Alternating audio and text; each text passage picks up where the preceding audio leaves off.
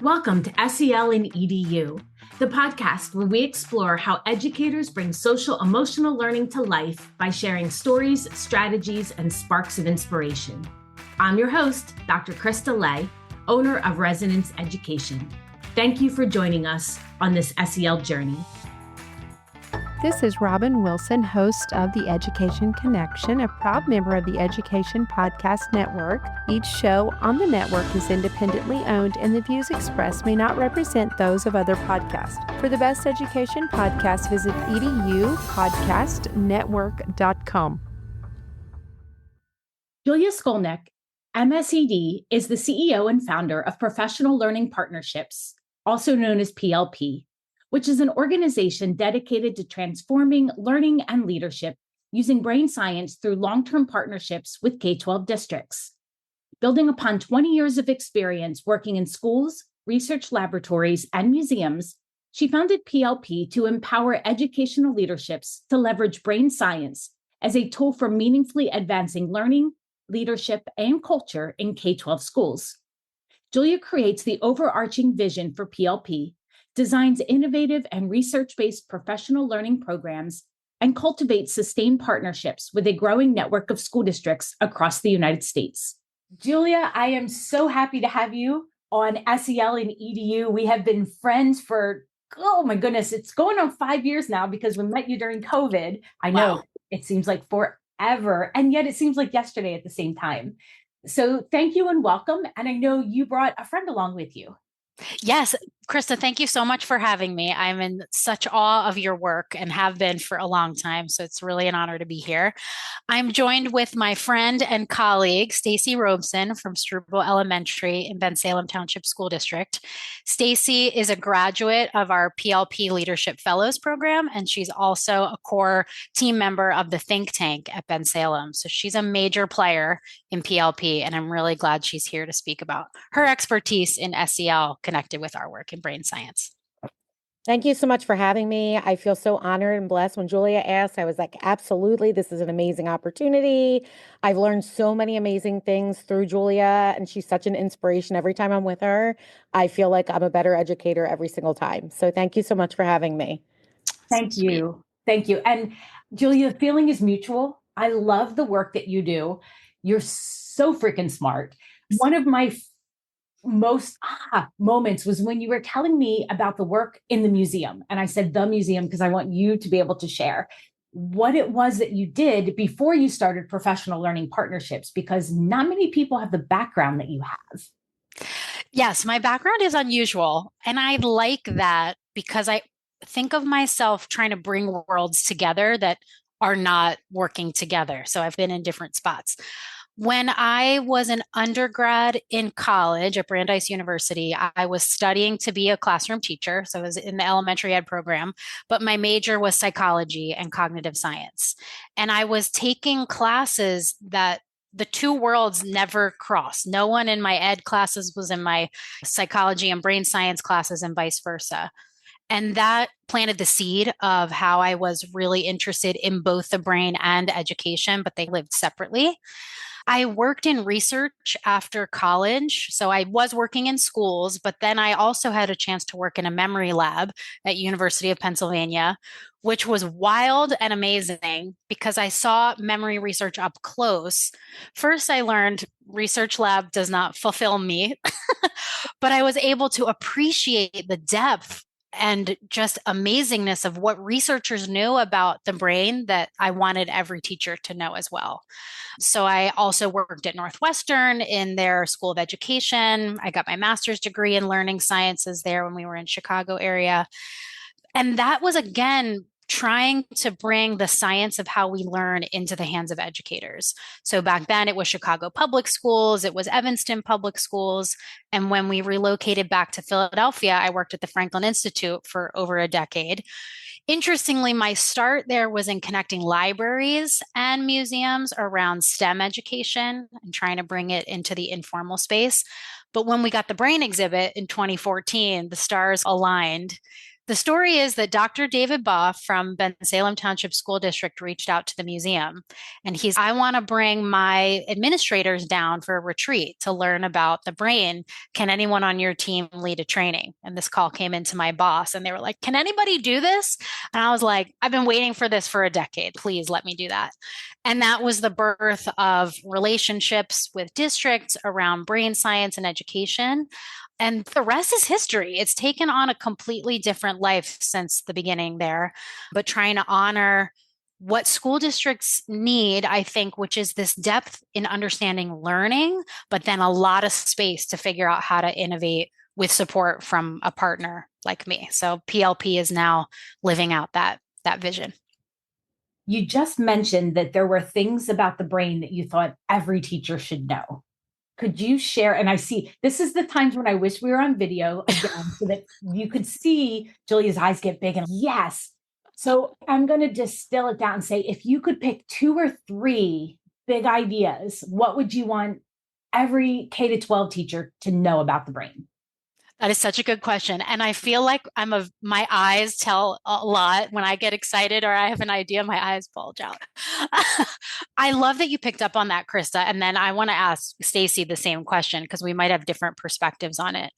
But I think the reason why I love connecting brain science in education is I think back to myself as a student teacher in Boston area.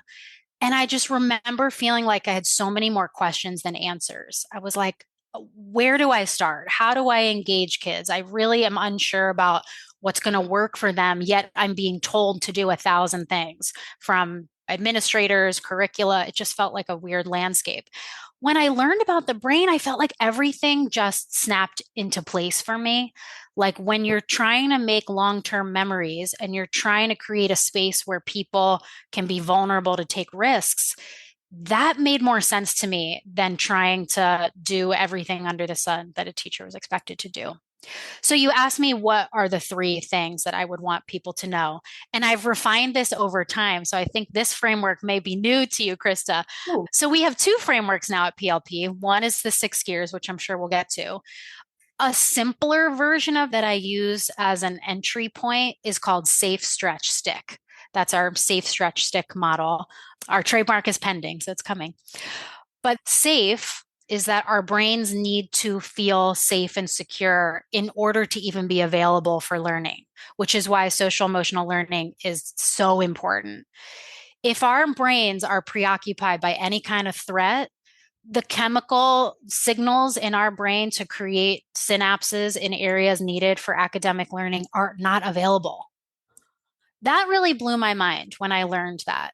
So if we're trying to drill math knowledge for a kid who is feeling unsafe and in fight, flight, or freeze mode, that is a waste of time. That is not what they need. So safe is number 1. And that's true for adults as well.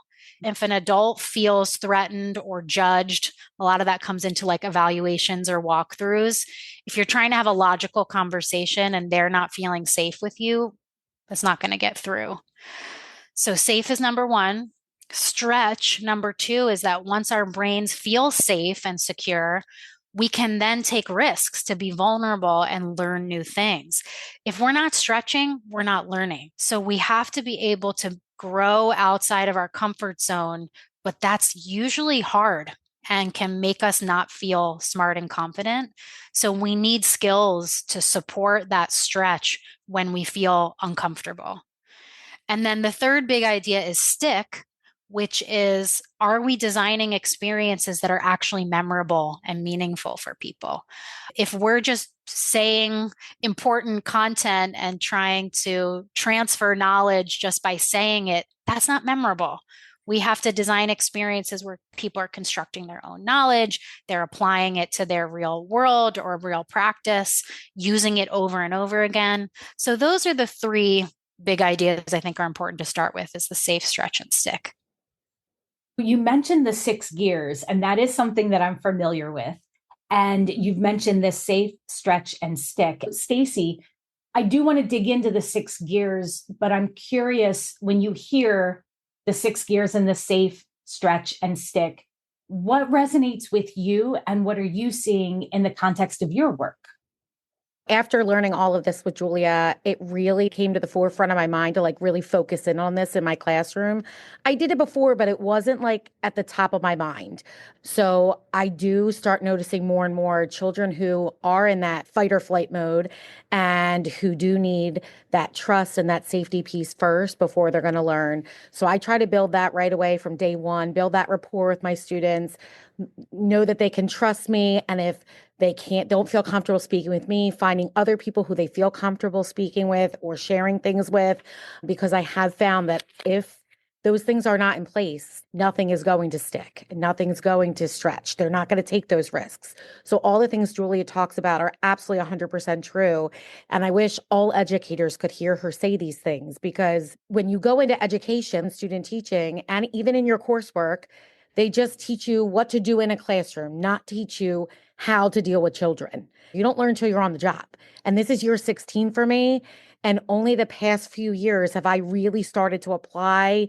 I'm seeing so many better outcomes because my kids are willing to take more risks. They are willing to stretch, and things are sticking better because they're more memorable and more meaningful to them. What are some of the pieces that you rely on to make things memorable and meaningful for your second graders? I really have been relying on agency. I did my passion project last year through the fellowship, and I focused on agency in the classroom. And it was a little scary with second graders. What can I give them? So I started small, just with options on how to sit on the carpet and options of where they're going to work. And then I moved up a little bit and I started giving them options of how they would complete an assignment. So things like that, little things, a little bit at a time. And even those little things made them take those risks. And it made everything so much more meaningful for them. Things were sticking and they were excited to do the things that they might not have been excited to do before. I saw a lot of gains in vocabulary. So for that activating prior knowledge and having all that background, it's so important for them. And just giving them options for different ways to complete their vocabulary every week, they loved it. And they were learning and using the words after we use them, finding them in books.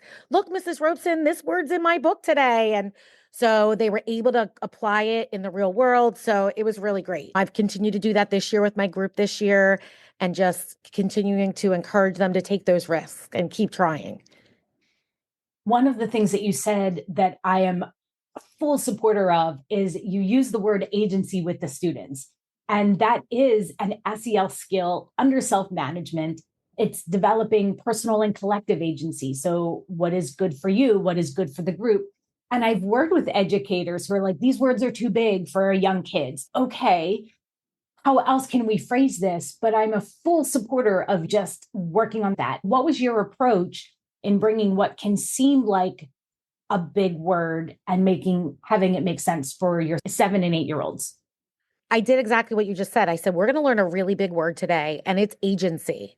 And all that means is that you take ownership of your learning and you learn the way you're going to learn. And they were like, oh, we know what that means. We can do that. And they've taken over with it. And we're actually, for our think tank goal, was to incorporate more agency throughout the school. In May, we're hoping to have an agency showcase where each pod opens up. They do a project with their students, and the children get to figure out how they want to complete the assignment. And then they're going to be displayed around the school, and all of the families are going to be able to come in and see what the kids have done and see how they've taken ownership of their own learning. And one of the key pieces I heard you say earlier is that there's options, because sometimes people think agency means whatever you want to do. And that's so overwhelming for any of us as humans. And Julia, you're going to be able to jump in here too with the brain science. But when we have too many options, that's overwhelming. Working on building that in small pieces with some scaffolds is really important. Yeah, absolutely. It's so funny, this conversation that we're having, because who knows agency better and the desire for agency than kids? Right. Like, they might not have the word for it, but they know that they want to make choices. And what's interesting about the brain science is this is hardwired into us. This is a fundamental need we have. When we are able to pursue our own choices and feel in control, there's more dopamine flowing through our brain. We're more regulated. Our amygdala is able to calm down. What Stacy did so brilliantly is just put a name to the feeling, which everybody needs. And even adults will look at me sometimes and be like, I don't know how to define agency. I know I've heard the word, I don't know what it means. I break it down even just to talk about the word agent, and we'll have fun with that. Like when you think about an agent, what does that mean to you? What examples have you seen? And kids know about secret agents or ninjas or whatever they'll come up with. But the idea is like you're the ambassador, you're in charge, you have power. That's been more of what we talk about in our trainings around agency, is this idea of power. Who has it? And how can we give more of it to people because their brains are craving it? But what's interesting, what you said, Krista, when we have too much, that can overwhelm us and feel like we don't know where to begin. We get frustrated. It's not as productive. Stacy, it was incremental for your kids. Let's start with a little bit and see how that goes a little bit more. And what you are embodying, which is another one of our gears that relates to safety, is trust. You're showing that you trust the students by giving them freedom to make a choice. They show that they're capable of it. They earn more self-esteem, more self-efficacy, and then you can give them even more agency. I think while that's really critical for kids, we need them to leave school being able to make good decisions for themselves when teachers and adults aren't around. But also what I see lacking is teacher agency today, especially, is feeling like there's so many demands. We're getting tighter and tighter on teacher creativity nationally because we're so worried about outcomes and scores. But that really diminishes fulfillment for educators and also the quality of the learning. How do we rebuild back up teacher agency slowly but surely in a way where they feel empowered and we also get good results? It's not an either or, it's both. I'm feeling personally filled hearing you say that, because I was just working with 2 districts last week, and my area of comfort is secondary, middle school and high school. That's where I spent my 15 years. And working with the teachers, SEL is not a program. I'm not coming in here telling you, here's your skill you're working on, here's how it's going to do, and we're all doing the same thing. That's just not one real life. It's not reasonable. And it doesn't give you a sense of agency or honor your expertise and your knowledge of the students. So we're going to talk about different strategies that you can use, but it's up to you to determine where is your strength? What do your students need? What is the context of your classroom in terms of instructional practices? And what does your curriculum require, and where are those connections happening? Giving people that sense of agency where we can support you. You have a lot of autonomy on what that looks like. And I want to hit on another key word you said there, Julia, efficacy. I love that word. And I fully admit to all of you listening, a couple years ago, I had to Google, what is efficacy? What is agency? What's the difference? Because they kept getting mixed up in my head. And I'm getting a clearer sense. Those are such powerful words. And when you think about efficacy, Julia, what does that look like or sound like for you? I agree. I think efficacy, at least from the research perspective, is very layered and complex. And so it's not a simple term. But when I think about it as far as like human development, whether you're a student or an adult, do you have enough belief in yourself that you can accomplish something and you can do something challenging? It's a mix of confidence and self-esteem, but also evidence that you've had experiences that demonstrate capability. And so I believe what the research suggests, this is not my exact area of expertise, but that self-efficacy is an indicator of success in a lot of domains. So that if you have enough experience being successful, not only are you more successful, but an area we talk about in brain science is motivation. You have more intrinsic motivation to work hard and persevere through the stretch when you have self-efficacy. It breeds more motivation. And so what I think that could mean for us as educators is, are we designing experiences so that kids develop self-efficacy? And agency is an enormous part of that. Freedom is part of that. If all kids do is going through the motions when they're in school, and I'll bridge that to teachers too, if teachers feel like they're going through the motions and it's not really about growth as an individual, there's a ceiling associated with that. You're not really going to be able to develop the full potential that's within you because you aren't connected to it. It hasn't shown benefit to you. So the efficacy piece, I think, is really huge. And one more piece I'll say about that, which I think is a priority for professional learning partnerships, is to develop that efficacy for teachers and leaders. It's so important to me to provide space for people who want to grow, who want to think about the brain and learning and innovate, and protect some space for them to do that in a way where they blossom as individuals. And I've seen Stacy do that. I've seen all of our fellows, both administrators and teachers, just step back a little bit and reclaim, what do I care about in education? What's my vision? And how do I do something in the form of a passion project that I care about? And I see them transform from start to finish, a different leader because they've created efficacy for themselves. I think that's my perspective. But Stacy, you can talk about it because you went through it. I agree. Before I did any of this work with you, I didn't feel like I had a whole ton of self-efficacy. I thought I was just going through the motions of everything.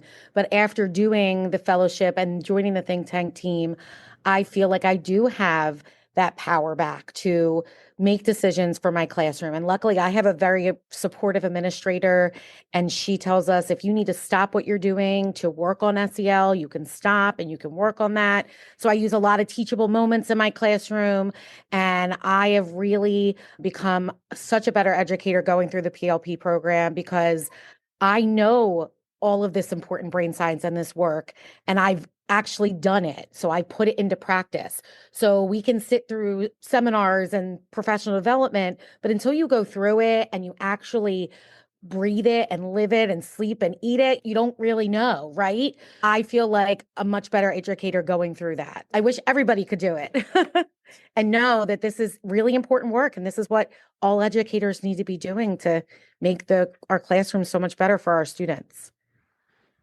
Stacy, the pieces that I'm hearing you say, and you mentioned it earlier too, the intentionality of something, the all-encompassing, that it's not just something that happens at a certain time, a certain day of the week. And I often say that SEL is the lens through which I view the world. It just becomes part of who you are and what you do. And your words were, you're not just going through the motions. When we're able to find that clarity in the mix that is teaching and learning right now, so many mandates. And I love the idea, Julia, that you're creating this space that is protected for people to reclaim that sense of agency, to develop efficacy. The other piece that really I latched onto was that you need those pieces in order to stretch. Thinking about the SEL skills, they're not discrete. They do build on each other and they're interconnected. When you have agency, it allows you to build efficacy, and that helps build motivation. Those are three interconnected skills right there. And we want our students to stretch, but we stretch as educators trying something new in the classroom with students that you never know how it's really going to go.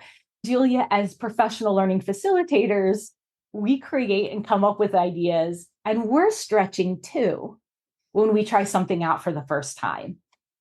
I would love to hear from you both about how that stretch feels for you and how you can use that to help reinforce a growth mindset and not everything happens perfectly the first time. How do we model that as we're growing in all of these ways? Totally. That's an interesting one for me personally too, because I hold myself to a really high standard. I push myself really hard, which has diminishing returns. I wish I could stop a little before I push myself too hard. So I think there's some beauty in doing something to a point and then letting go a little bit just to have grace, both for myself, for others. So is good enough is good, perfect doesn't exist. Let's pull back a little, just expectations wise. But interestingly, I'm always reading about the brain. I just can never get enough. And one of my favorite recent books is called Wired to Resist by Dr. Andreata. And the reason why I looked up that book, I'll come back to your question in a minute. I had a principal say to me in a training about science of learning and leadership that I do for administrators. They asked me, I feel like I just have some teachers who are built to resist. Whatever I put in front of them, they just will fight back. Is their brain wired differently to do that? And I thought to myself, that's a complex question with a complex answer. But just remember, all of our brains have wired around our experiences to protect ourselves over the last years of our lives. So if you have a teacher who's really resisting you, chances are there's a reason for that they've had administrators who have made them feel really defensive or something, a term that came up. I want to credit Bristol Township School District. In our training, we came up with professional trauma. We've all experienced professional traumas that shape our brains to be a certain way. I wanted to dive into this research and just figure out, I know it's not a personality trait, but what is that experience when people are resisting change and are not willing to stretch or see stretch as too threatening? Turns out there are lots of brain regions involved with this very natural reaction to change. And one of them, I'm pretty sure it's the habenula, but I'll have to check myself. Part of our limbic system, which regulates our emotional experience of the world, is actually trying to protect ourselves from failure. One of its jobs is to avoid failure so that we maintain our well-being. That was news to me. I knew psychologically we want to avoid failure, especially in our culture, because we want to do well. But there may actually be a biological element where it's against our nature to take a risk that could end badly for ourselves. I get that from a kid perspective. Socially, there's a big risk to take if you're putting yourself out there. Academically, if you're afraid of how this will affect your grade. And then for teachers, how your supervisor sees you, how the scores come back to you. Will it affect your Danielson rating in PA? So biologically, it's overcoming a lot of obstacles to try to stretch yourself if you're not sure you can do it. And I just think there's some element to that for us as educators and leaders to have more empathy when people don't want to stretch. And it makes me go back to SAFE, which in our 6 gears is trust and agency. How do we create an environment that makes people feel really secure to mess up, knowing that biologically we're going to do everything we can to not mess up? I'm thinking that part of my brain is extra big too, because I have to push myself. And I have a friend who's like our mutual friend, Tammy Musiowski, is let it go, release it, put it out there into the ether and see what comes back. I'm reading a book or listening to a book right now called Courage to be Disliked. I come across that one. Oh my goodness. It's very much focusing on Alfred Adler's psychology. And they touch on trauma and why we make choices we do and don't take risks. And it's challenging a lot of my previously held beliefs. And so it's a cognitively enriching book for me. I'm hearing, and now I want to read Wired to Resist because, why are some people ready to jump on board for things versus what keeps people like holding back? And some of the stuff I've read too about competing values and how do we navigate that? Stacy, I'd love to hear from your point of view. How do you navigate some of that? What are your thoughts? I definitely work with a staff who's wonderful, but I definitely see like being the think tank leader, sometimes that resistance and what Julia said makes so much sense. I was thinking as she's saying this, I feel so blessed to be a second grade teacher because the kids don't know if I'm making a mistake. They're 7 and 8. So I've been teaching, this is year 14 in second grade. I know second grade content like the back of my hand. I feel lucky that I do feel a little bit more comfortable to stretch and take some risks. Even if I do mess up, I tell the kids, oh, wait, Mrs. Robeson made a mistake. We all make mistakes. It's okay to make those mistakes. I try to make them okay with it. You can see even the little ones that have that perfectionism in them and they don't want to make those mistakes. So I try to work with them a little bit even more one-on-one to encourage them. That's okay to take that risk and be silly, try something new. It's okay if you get something wrong. And I also have a student teacher this year. She's wonderful. And she has reignited my flame for teaching, which is wonderful. But I keep telling her, this is a safe space. And this is the best space for you right now to take risks. Try something new. If there's something you want to try, do it. Let me know and we'll do it. Because right now I'm there with her. I can help guide her through it. When she's on her own and she's a brand new teacher, she might not be able to. Over the last few years have become more comfortable with taking risks, especially working through PLP and the brain science and the 6 gears. It's really given me a lot of reassurance to do that. And my administrator is also very supportive of obviously sticking to the curriculum, but also doing the things that children love to do. Yes, we do our curriculum, but we take breaks from things so that we make sure that kids are still loving and enjoying school. What you just said there is a universal goal with all of the administrators and teachers I've worked with over the last 15 years is a desire to want to have students love learning. Not even a particular content area, not achievement, but just learning to love the process and the ahas. And I would even venture to see the missteps or the mistakes or failures, if you want to call it, as a step because you're still learning something. And so it might feel a little bit differently, but it's still part of that process. Right. I've started looking a lot at the growth that my students are making instead of the outcome of what they do. Did you improve? Last time you got this, but we did so much more and now we're here. So even trying to show them that growth. I'm working a lot with my son is in 6th grade and he's like anti-school right now.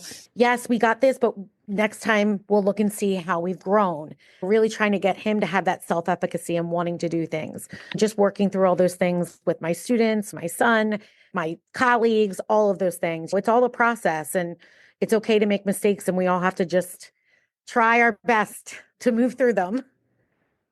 You're reminding me of ongoing conversations I've had with my middle son, who is a sophomore at Villanova and is taking organic chemistry too. Oh. I know, and that's not even his major. He just likes chemistry. He's a civil engineer who works in the chemistry lab. And, but I'm struggling. And I'm like, but are you learning? No more now than you knew last month. And do you know more now than you did in September? Because you like the professor, you like the content. If you had an A, you wouldn't need to be taking the class. So trying to help him see that, are you putting in the best that you can do on any given time? And I realize that's not going to be 100% all the time because you have other classes. But if you can confidently say you're giving it your best effort on any given day, and are you making progress, that's a win. Oh my gosh.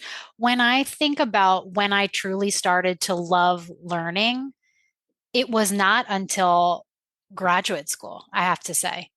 I did what I had to do to get grades, and that was just what school was about. But for me personally, and now it's neat to see the brain science support it, once you can really find something you're passionate about, then the growth is intrinsically desired and you don't care as much about missteps because you're trying to learn something you were really deeply curious about. That just makes me ask so many different questions about how we structure education.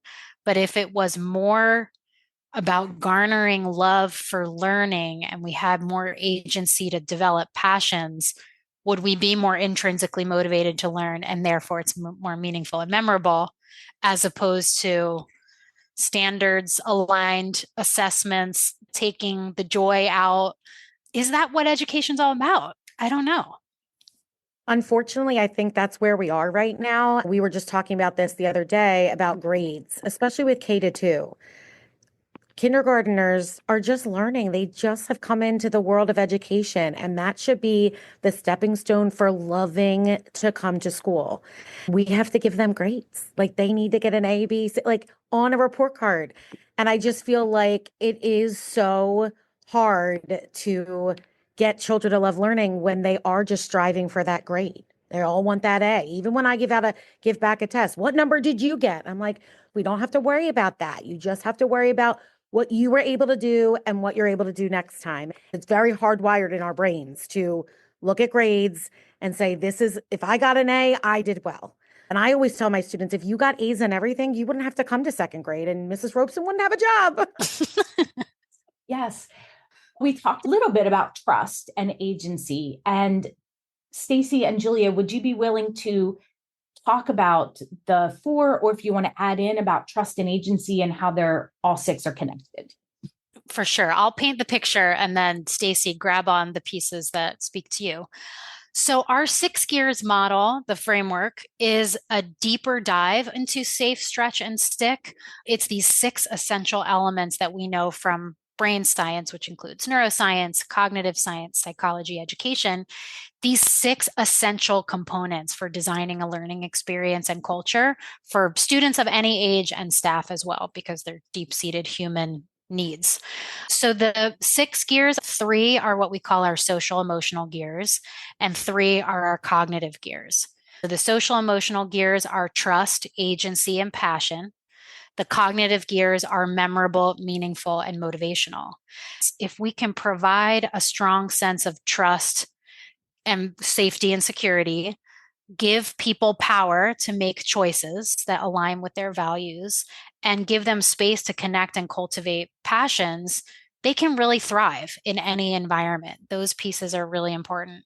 That enables the cognitive experience, where research tells us how to create more memorable, long-lasting experiences and knowledge and skills.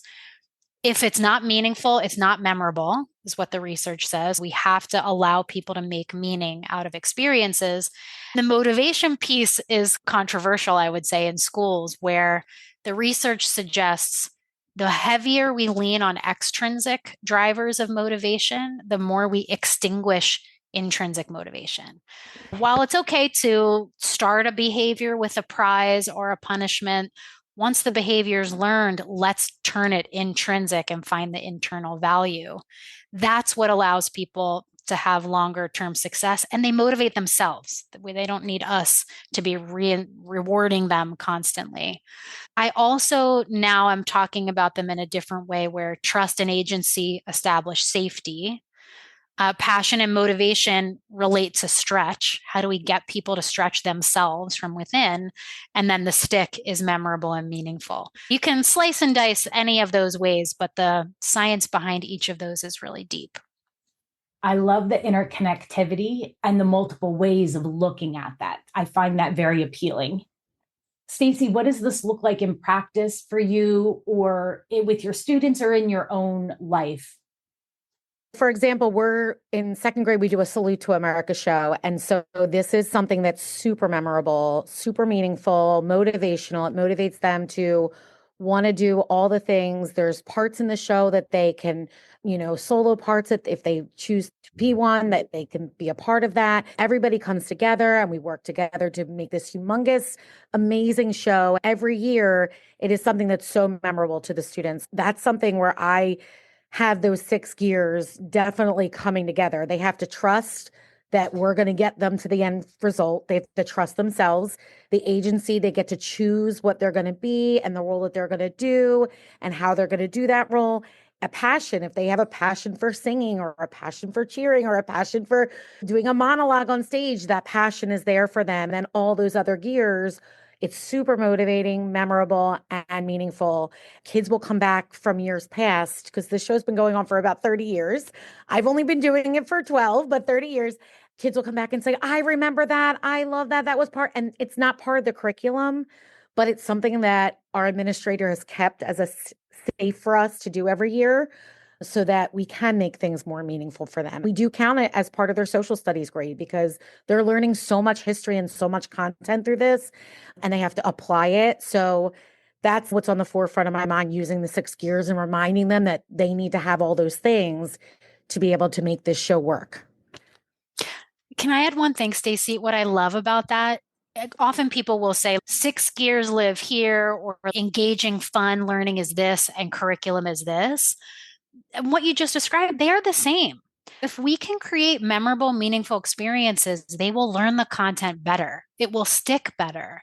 Right. I would love to see more project-based curriculum, more theatrical, socially connected ways of learning content. They're not different. It's a better way of remembering what you're trying to teach them. Absolutely. And as a former social studies teacher, I would say you are addressing content in a fun, meaningful, memorable way.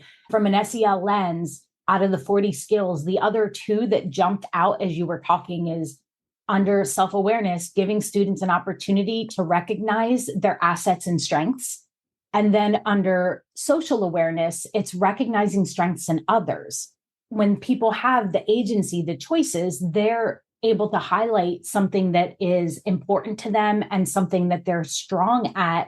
It gives people opportunities to recognize, oh my gosh, they're really great at this. That might not be in my wheelhouse. I want to partner with them and learn from them. How can we work together? Oh my God, they're a great speaker. I didn't know that. So it's really enhancing identity development in the students as well, and allowing them to get to know each other in new ways.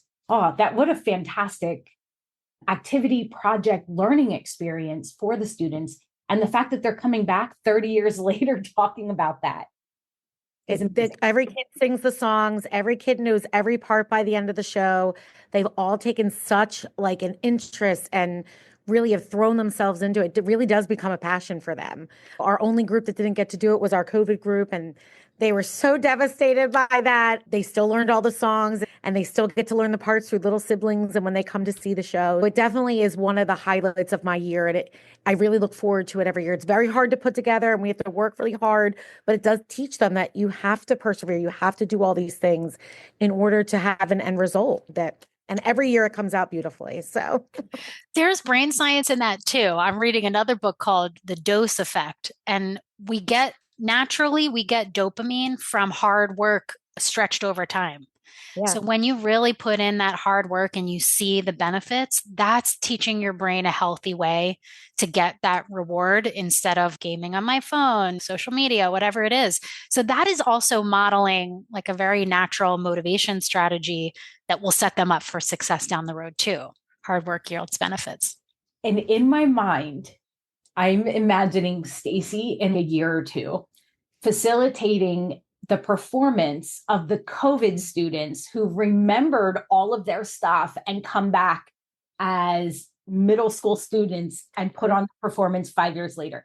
You should do that. All of your time. They totally would do it. They would totally come back and do it. They are 6th graders now. If I asked them to come down and do it, they would come down and do it. It has been such a joy talking and learning from you. I have so many connections that I'm making and books I want to read, and there's still more to talk about. And so I think maybe you'll have to come back on again, because I want to dig into your think tank and the Portrait of a Graduate and all this phenomenal work that you're doing with schools.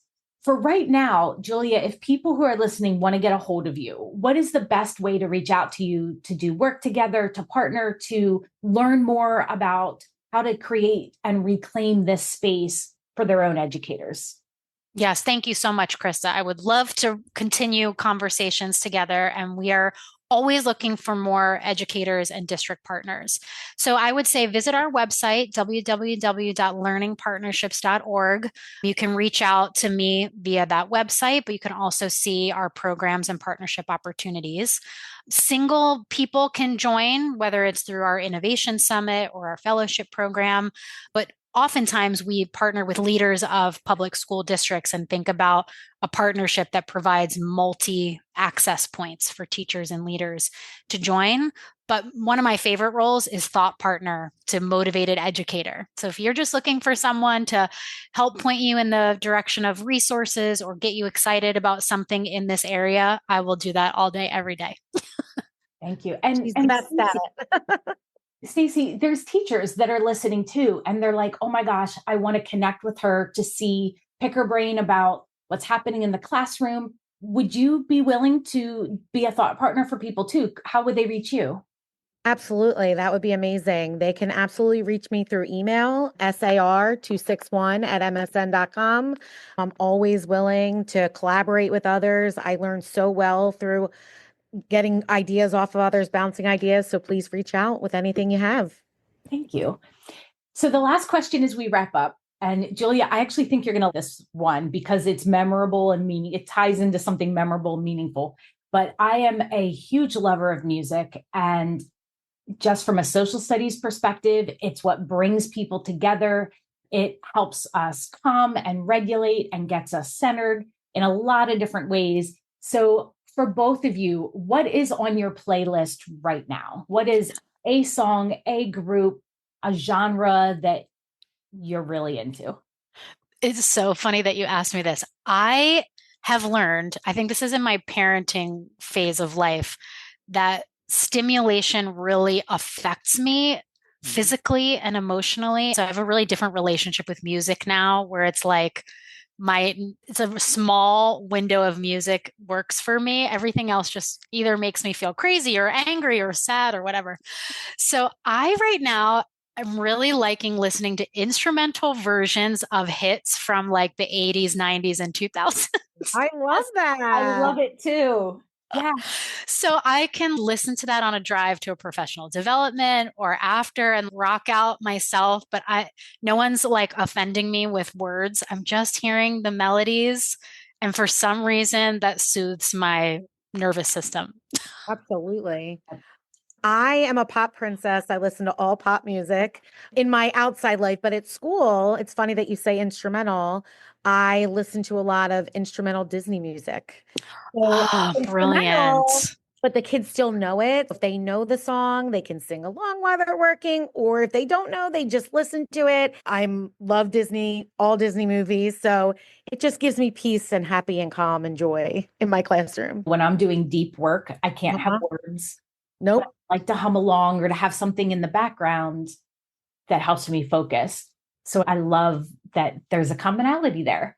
And that's another thing when we're talking about bringing people together and building community, getting a chance to see what we're connected in, or instrumental like 80s and 90s.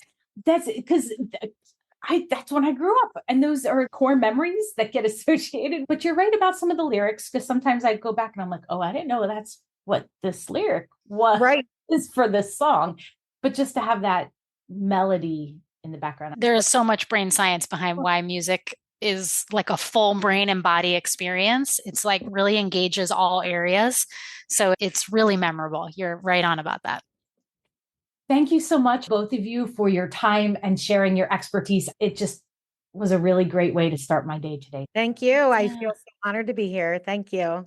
Thank you, Krista. Thank you for all the work that you do to build up SEL competencies in schools and people. It's so necessary. I learn all the brain pieces from you to fill in what I'm reading slowly and getting more into. I'm like, oh, I know Julia will know about this. Bring it to me. I'm always wanting to learn more. Thank you again. Thank you again for tuning in to this episode of SEL in EDU. At Resonance Education, we equip educators with knowledge, skills, and resources to design learning experiences that foster students' academic, social, and emotional growth. We believe that every small action to foster connections and growth creates ripples shaping the future.